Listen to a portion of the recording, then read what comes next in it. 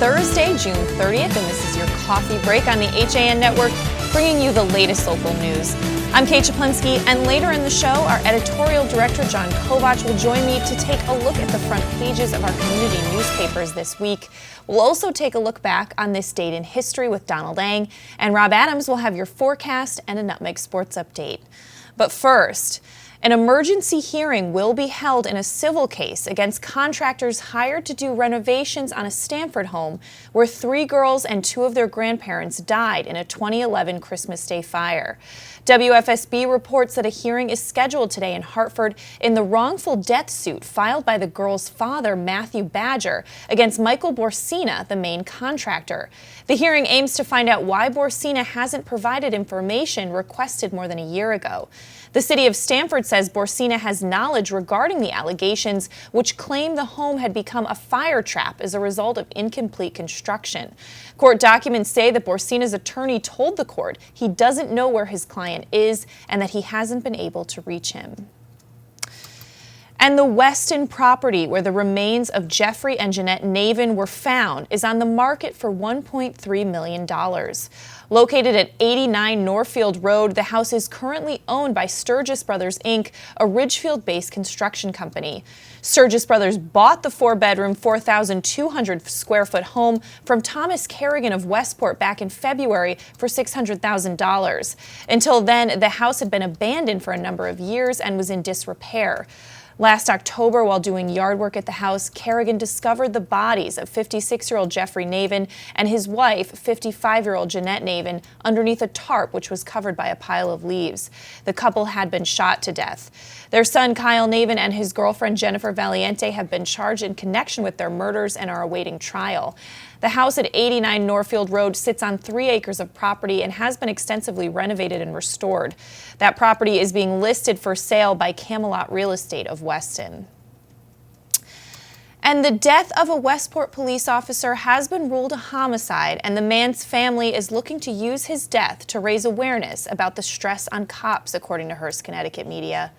Westport Police Sergeant 48-year-old Robert Meyer died May 4th from a self-inflicted gunshot wound to the head, according to the State Office of the Chief Medical Examiner and his widow Elizabeth. In an effort to support the American Society for Suicide Prevention, will walk in the Out of Darkness Westport Walk, which seeks to reduce the suicide rate by 20% by 2025. Meyer, also a member of the police commission in his hometown of Newtown, was promoted to sergeant last December. He served on the Westport police force for over 20 years. And a young salesman hawking magazine subscriptions in Ridgefield wound up on the wrong side of the law Thursday evening. Police received a complaint of a door-to-door sales in the Turner Road and Ridgebury Road area and found a vehicle with 2 young men matching the description that callers provided. When checking the men's identification, one turned out to be a wanted man, a fugitive out of Minnesota. Police said that 23-year-old Peter Wazanewski of Minnesota was taken into custody and held on a $100,000 bond until he could appear in court the following day. Police reports indicate that his fugitive status was related to a charge of third-degree sexual assault, which the police defined as sexual contact with a minor aged 13 to 15. The second salesman, who had no criminal warrants, was allowed to go free with a warning not to return without a town-issued permit for door-to-door sales. And the Milford Mirror reports that with rain in the forecast for Friday, Milford officials are watching the weather reports and will decide this afternoon if they will postpone Friday's fireworks and kick off to summer celebration until next Friday, July 8th. According to organizers, at the present time, the weather does not look good for tomorrow's event. They will be in contact with the fireworks company at about 4 o'clock today, and a decision on whether to go or postpone until July 8th will be made at that time. You can get updates on that story at milfordmirror.com. And the support for Trumbull Canine Cyrus continues to pour in from the community. Members of the department and other town employees in Trumbull recognize the police dog who passed away unexpectedly 2 weeks ago at a ceremony Wednesday at the Town Hall gazebo. For those looking to make a donation to the department's canine unit, the mobile veterinary clinic has started a GoFundMe page and so far has raised $220 of a $13,500 goal. And in other news today, according to Hearst, Connecticut media, Boehringer Ingelheim, with a headquarters in Ridgefield, announced Wednesday that it has eliminated 725 positions in the U.S., including 50 in Connecticut, as the German pharmaceutical company continues an organizational restructuring. Aaron Crew, a company spokesman, said most of those 50 jobs lost in Connecticut will come from its headquarters in Ridgefield. The remaining 675 jobs, mostly in sales, comes from various other company locations throughout the U.S. Crew said that following a careful examination of our human pharmaceuticals business, we made the difficult decision to eliminate the positions. She said many of the people impacted will continue to have the opportunity to pursue new roles within the company. But we are going to switch gears now and throw it over to Rob Adams for a look at today's forecast. All right, Kate, good morning, everyone. A sunny day today. Steady temperatures will hang around 81 degrees. Wind out of the northwest at 7 miles per hour. It'll shift over to the southwest in the afternoon. Tonight, mostly clear, low 65. For Friday, a 40% chance of showers and thunderstorms. Look like we might get these. They'll mainly come in the later morning into the afternoon, and some of those showers could produce gusty winds, heavy rains. You know the drill, mostly cloudy and a high near 78. Friday night will continue with a 50% chance of showers and thunderstorms and more of that kind of gusty wind, heavy rain type of thing, mostly cloudy, 65. But the weekend, looking really good. Sunny and 80 for Saturday, sunny and 80 for Sunday, sunny and 81 for Monday to Tuesday. A chance of showers and thunderstorms. We're a few days out, no need to panic. Partly sunny, a high near 80. And Wednesday, partly sunny and 84. And around the region right now, temperatures, Norwalk 79, Ridgefield 77, but here in Shelton, 81 degrees, Kate. All right, thanks so much, Rob. Sounds pretty good. We're going to step out for a break. When we come back, Donald Dang joins us to take a look back on this day in history. Rob has your Nutmeg Sports Update, and we have some more news coming up after this. Have a sports injury or a slip and fall that needs immediate care? Coastal Ortho Express Urgent Care gives you direct access to an orthopedic specialist fast, without an appointment. Biking, golf, tennis, soccer, whatever the sports injury is, sprain or fracture, Coastal Ortho Express can help. Coastal Ortho Express Urgent Care, open Monday through Saturday, now in 2 locations. The iPark building at 761 Main Avenue in Norwalk and 36 Old Kings Highway South in Darien. Or go to coastalorthoexpress.com, like them on Facebook.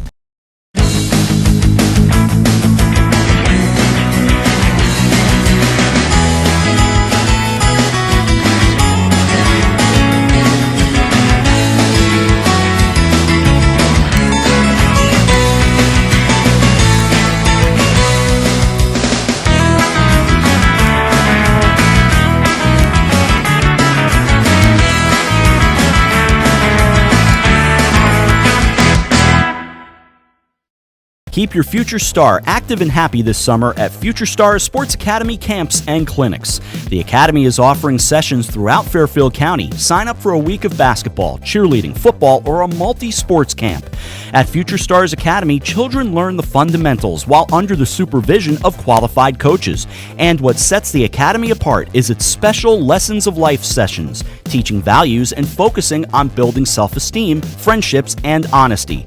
Located at Sports Center, Connecticut in Shelton and in Sports in Trumbull. Register online at FutureStarsSportsAcademy.com. You're watching the HAN Network, and you're not alone. Nearly 1 million people have watched our live sports, news, and entertainment programming since the network launched in August 2015. Advertise on the network that reaches Fairfield County, Connecticut's most engaged audience. Contact Advertising Director Jessica Murrin at 203-273-7312 or email jessica@han.network. We're back on this June 30th edition of your coffee break on the HAN Network. I'm Kate Czaplinski, and it's time to throw it over to Donald Dang for a look back on this day in history. Don. Well, Kate, we're going to start today in 1905 when a young a young scientist named Albert Einstein introduces special relativity. Now, special relativity theorizes that the speed of light, there it is right there, by the way, I checked it this morning, that is correct. The speed of light is a constant, and it's not relative to the motion of the observer. This directly contradicts Newton, but it's been verified dozens of times. So in a nutshell, consider that according to special relativity, if I'm on the Earth and you're on a spaceship traveling 100,000 miles per second toward Earth, and I shine a flashlight at you, We both see the flashlight beam traveling 186,000 miles per second. Now, how is this possible since velocity equals speed over time? Because time would be different for the two of us. To 1908 we go. The Tunguska event occurs in remote Siberia. A meteor or possibly a comet explodes over a remote region of Siberia, and the explosion knocks down some 80 million trees over an area of 830 square miles. The shockwave from that big of a blast would have leveled a large metropolitan area, but due to the location, there were no reported fatalities. 1936, Margaret Mitchell publishes Gone with the Wind. A decade earlier, she was forced to quit her job as a reporter with the Atlanta Journal to recover from a physical injury, and she began writing the story of an Atlanta belle named Pansy O'Hara. She drew on the stories she'd heard from her parents and other relatives and from Confederate war veterans that she had met as a young girl. Mitchell eventually gave the manuscript to editor Harold Latham, who encouraged her to complete the novel with one change: the heroine's name. Mitchell agreed to change it to Scarlett. The book drew criticism for its romanticized portrayal of the Southern slaveholding aristocracy, but it did win Mitchell the 1937 Pulitzer Prize for Fiction and led to the blockbuster motion picture. Finally, now we go to 1953. The first Chevrolet Corvette rolls off the assembly line. The Vette was rushed into production following the enthusiastic public reaction to the concept vehicle, but reviews of the car initially were mixed and sales fell far short of expectations. Criticism included the fact that the car attained 60 miles an hour in a fairly leisurely 11.5 seconds, and that the plastic body panels creaked and rattled because it wasn't built very well. The program was nearly canceled, but Chevrolet would ultimately stay the course, America's sports car, born on this day in 1953. That is your look back in history, and I'm Donald Ng.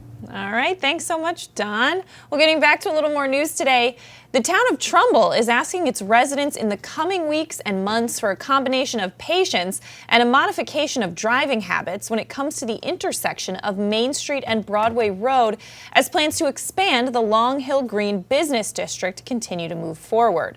Following an on-site meeting with several town departments last Wednesday, the State Department of Transportation authorized permanently closing the northbound entrance to Broadway in an attempt to rectify a dangerous traffic situation that a newly installed curb created, drawing the frustration of Trumbull drivers throughout last week. Public Works Director John Marsilio said that curb was supposed to be a traffic calming modification to ease drivers into the transition, but it ended up creating a confusing situation, and they all thought it was best to remove it. While the curb is currently removed and no traffic changes will be imposed until after the 4th of July holiday, the town does expect to have the Chevron roadway warning signs to arrive in Trumbull by the end of next week. Markings that, once installed, will officially mark the road's closure before it eventually turns into a greenscape, per the town's 2014 Plan of Conservation and Development. But we are going to throw it back to Rob for a Nutmeg Sports Update. All right, Kate, here we go from last night. Plenty of American Legion baseball, starting in the 19 under division with Greenwich beating Darien New Canaan very soundly 10-0. Fairfield over Ridgefield 13-8, and Wilton shut out Stanford 1-0. From the 17 under division, it was Greenwich over Darien New Canaan 11-6, Westport 19, Bridgeport 6, and Stanford over Wilton 5-0. On to the schedule, Darien and New Canaan will be at Greenwich later today. Westport is at Bridgeport, Fairfield home for Ridgefield, and Stanford at Wilton. That's in the 19 under. In the 17U, it's Greenwich at Darien New Canaan, Wilton at Stanford, and Bridgeport at Westport.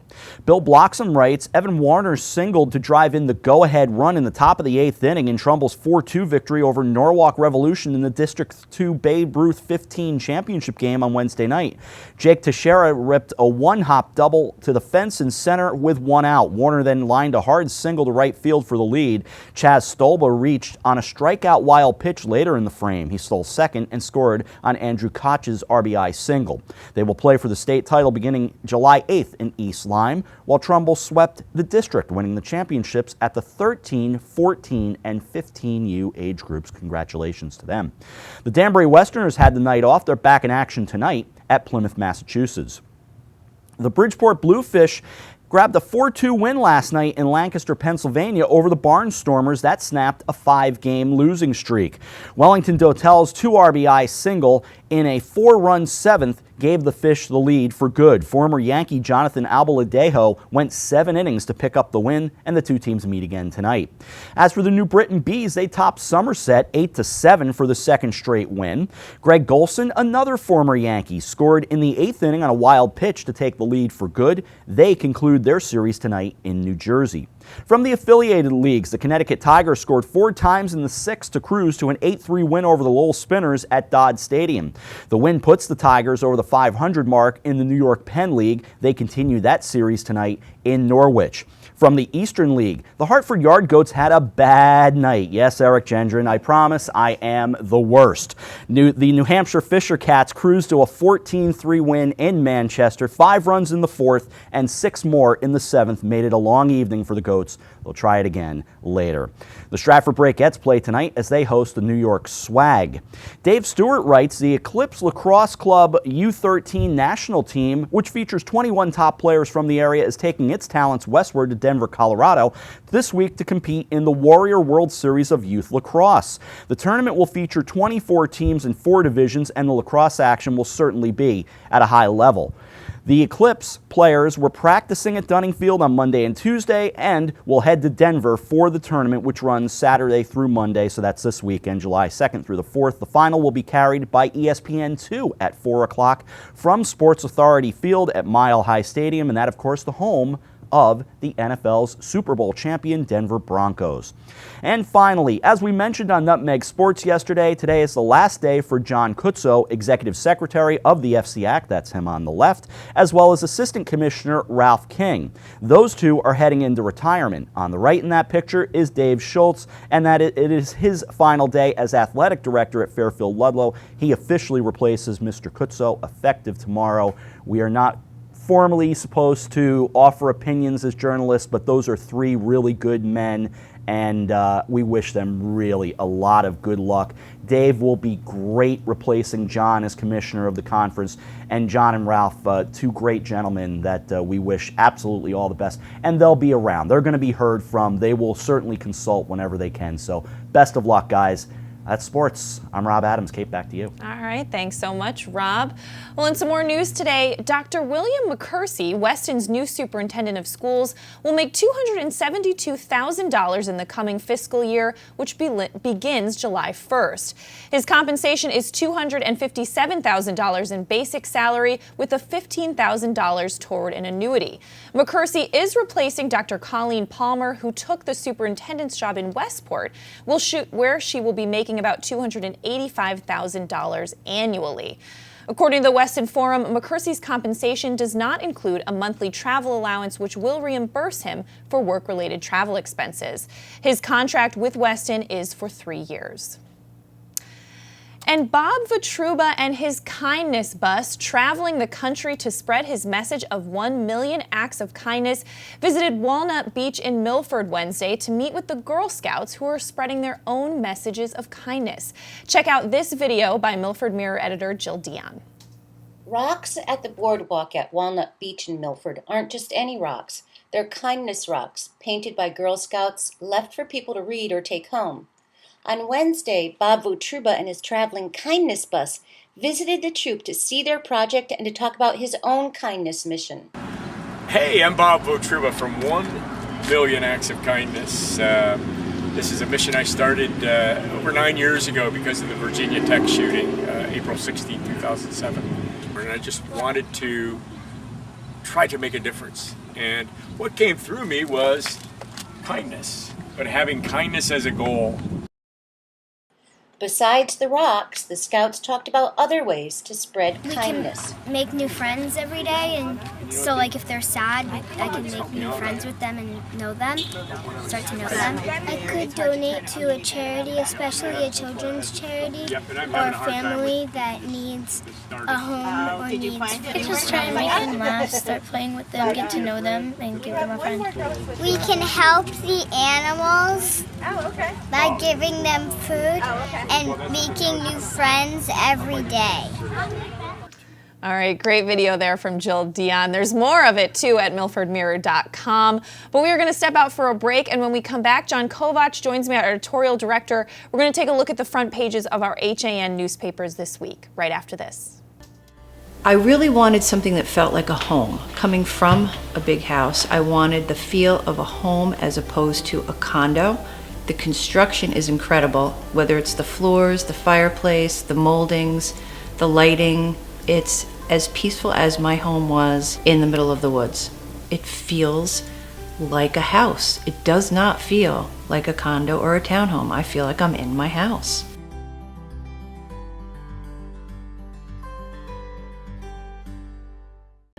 Walter Stewart's Market in New Canaan is your time-saving local shopping destination for the best of spring. Find many of your favorite products, from great specials on everyday items to the freshest organic produce, artisanal cheeses, and grass-fed steaks. Drop off your knives to be sharpened, grab a beautiful bouquet of spring flowers, and stop in next door for a wine tasting. Plus, their personable staff is always ready to lend a helping hand. So stop in to Walter Stewart's Market, 229 Elm Street today, or shop online at stewartsmarket.com.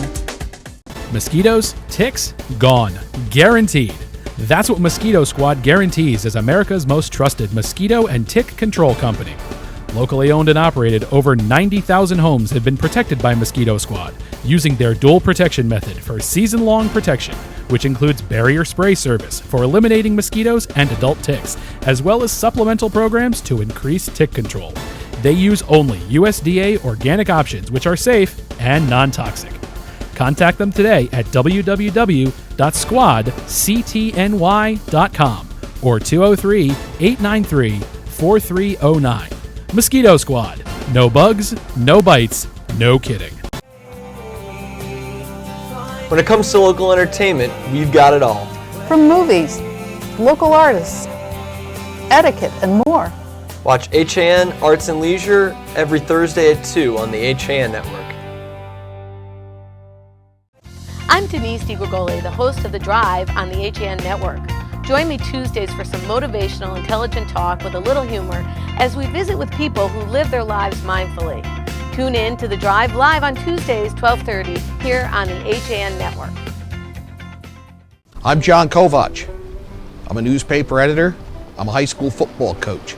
I'm a television presenter. And I want you to love fishing as much as I do. Tune in to Yankee Fisherman, Thursdays at 1 on the HAN Network. It's like going to the tackle shop without leaving your office. We're back on this Thursday edition of Your Coffee Break on the HAN Network. I'm Kate Czaplinski, joined now by our editorial director, John Kovach. Hi, Kate. All right, glad to have you, John. Now, first, there is an announcement that we'd like to make regarding the Lewisboro Ledger. It's a bittersweet day here at HAN as we announce on the front page of the Lewisboro Ledger that we are ceasing the print edition. That's last week's that you see on the screen now. But with this issue, we are ceasing the print publication. 39 years it's been around. It's really just a matter of focusing our strengths in our core area. Our core area is Connecticut, southwestern Connecticut. This allows us to reassign people to that area and focus on the FCAC, which we have an exclusive agreement with, and markets in which we've traditionally been strong, such as Ridgefield. Right, and we will continue to be a leader in Connecticut news and reporting. Now, we don't have some of the images of the front pages today due to a technical glitch, but we're still going to talk about them. And right now I have the Ridgefield Press in front of me. Route 7 closing on 5 different Saturdays, and detours there will be going through the village. So that's going to be a big traffic pain in Ridgefield, as well as Kids Fear the Barn will lose its essence. We talked about that a little bit on Coffee Break this week about concerns about a teen center there in the center of town that is closing. Not closing, it will be taken over by the Boys and Girls Club, and people are worried that'll kind of change it. There's an interesting dichotomy there, too, in the Ridgefield Press, where you talk about the detours, and we're on one side, and they are going to be a huge inconvenience, and yet there are business owners saying, hey, can we detour the cars through downtown because we could use could use the traffic. So very interesting thing there. We are taking a look at the New Canaan Advertiser, where a town official feels that Grace Farms, which bought the large former Winsome Farms property right on the border with Vista, may have overstepped its allowances. There are some complaints from neighbors. New Canaan getting ready for the Family Fourth, a publicly funded event that they just have a great time. And just some great stuff there. Zoombox has been chosen as the Chamber's Business of the Year. And Dave Storr, who gets such great sports photos, this is the Girls of Summer, and he's got that shot of a girl at a softball camp, and you can really see her focus. That's a truly good sports shot when you can look and see the face and the focus and the concentration. All right. Well, I'm taking a look at the front page of the Reading Pilot, a story we've been reporting about all week. An Easton teen ejected from a car on Cross Highway in an accident that happened Sunday night. He remains in critical condition, and I know there's been updates posted on that at thereadingpilot.com and eastoncourier.com. And of course, talking about the Rock and Roots Revival Music Festival. Exciting, coming July 2nd, this Saturday. Lots of music and fireworks, so a big exciting Photo event there. looks so Woodstock, doesn't it? It does. It really does look so It does. Woodstock. I'm looking at the Darien Times, and did any of us not have a shovel like that for when we went to the beach, the No, you plastic needed shovel? it. Maureen Valenti with those great photos from summertime down at the beach in Darien. Also a look at the political leanings of town based on a review of political contributions. 6 winners crowned at Darien's Got Talent. And the Times remembers, and I'll take a minute to remember, Gene Coyle, who did so much in terms of our veterans' involvement in Darien. Susan Schultz with some great tributes to him in this week's Darien Times. Gene was a great guy, really going to miss him. All right, well, I'm taking a look at the front page of the Milford Mirror. Some interesting news, the state limiting lifeguards at some state beaches to save some money. The DEP trimming $1.8 million from state parks, and that includes cutting back on lifeguards, mostly on some weekdays that are slower, as well as a Turkish cultural center that's going to be moving to Milford. It received planning and zoning approval. And of course, the big show, fireworks, and a big summer kickoff scheduled for July 1st. But as we mentioned on Coffee Break, that could get postponed as weather tomorrow is not supposed to be great. But Jill Dion's going to get the final word on that this afternoon, and you can get updates at milfordmirror.com.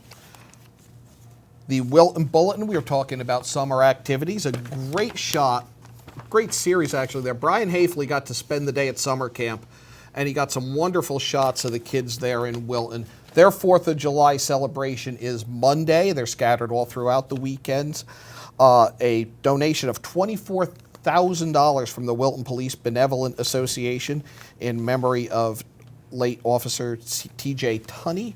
And the Board of Education reviewing its non-fraternization policy, and that's teacher contact with students, kind of an interesting story there out of a case that developed last year. All right, well, I'm taking a look at the front page of the Monroe Courier. Art on the Green returns to Monroe. That's always fun. There's always some unique pieces out there.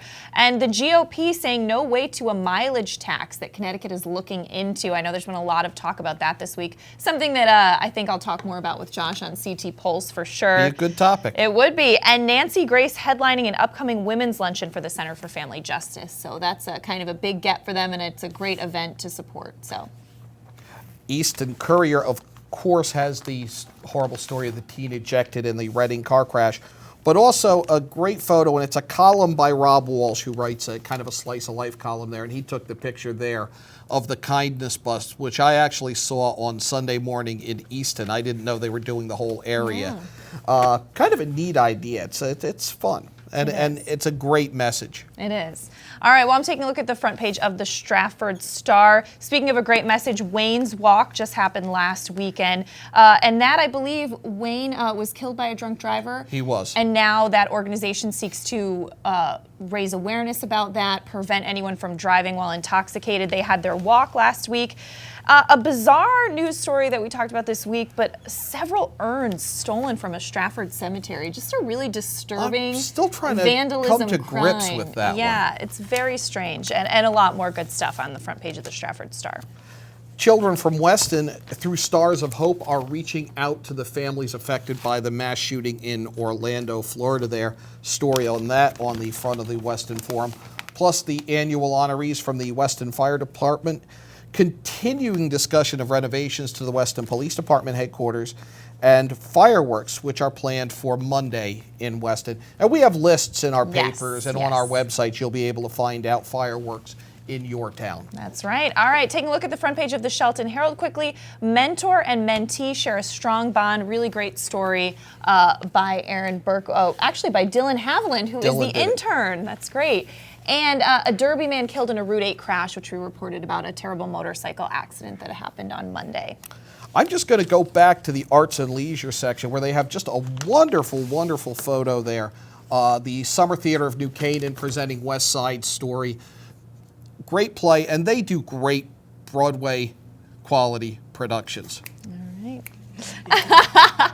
Little known fun fact about John is he loves musicals. I do He's love a me musical my guy. musicals. He's a fisherman. He's a football coach. He's our editorial director. And he loves show tunes. Anyway, finally taking a look at the front page of the Trumbull Times. One step closer to a community center, choosing an architect there. That's been kind of a controversial plan, as well as what we talked about, some traffic issues, a complex curb that's since been removed on Broadway that confused a lot of drivers, and a lot more great news on there, John. But we're going to start wrapping things up here on Coffee Break, but I know we have Yankee Fisherman coming up at 1. We are going to take our first look at kayak fishing, which I've wanted to do a segment on for some time. We're going to kind of look at what you need boat-wise to get started, and we're going to do a series of stories on that. We are also going to look at a study to revive a river in Newtown, and it got really conservationists of all ages and families out on the river on a beautiful Sunday. Kind of got some neat footage from that. All right. And of course, at 2 o'clock, HAN Arts and Leisure. They're going to have plenty of movie chat as well as a special guest from the band Trag. So check that out. And we're going to wrap things up here on your Coffee Break. John, thanks for joining me. Anytime. All right. We will see you tomorrow at 11.